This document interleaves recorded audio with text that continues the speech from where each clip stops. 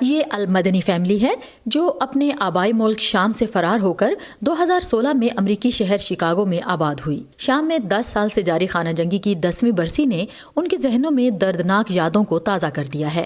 It's long time and it's make me feel very. یہ بہت لمبا عرصہ تھا جو مجھے بہت بے اطمینان اور اداس کرتا ہے۔ یقیناً میں اپنے ملک کو یاد کرتی ہوں۔ میں اپنے خاندان، والدہ اور والد کی کمی محسوس کرتی ہوں۔ محمد المدنی محض 7 یا 8 برس کے تھے جب ان کے گھر پر حملہ ہوا تھا۔ The only memory I have was first hearing gunfire. مجھے صرف یہ یاد ہے کہ پہلے میں نے فائرنگ کی آواز سنی، جس کے بعد ہمارے گھر کے شیشے ٹوٹ کر سیڑھیوں سے نیچے آ پڑے۔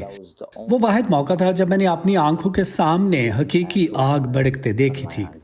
شام میں خانہ جنگی سے فرار ہونے والے انس الوز کے اہل خانہ امریکی ریاست پینسلوینیا میں آباد ہوئے۔ Before the war, it was very, very, very nice country. It was amazing country. جنگ سے پہلے شام بہت ہی اچھا ملک تھا، ایک لاجواب ملک۔ جنگ نے اسے تباہ کر دیا۔ And this is after.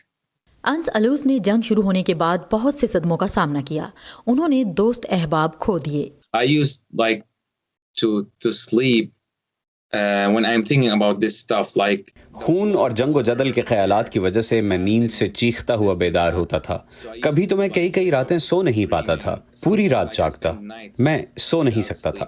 I basically spend nights without. I can't even sleep. امریکہ میں رہائش پذیر شامی پناہ گزین اب بھی پر امید ہیں کہ کسی دن ان کے وطن شام میں امن اور استحکام لوٹ آئے گا۔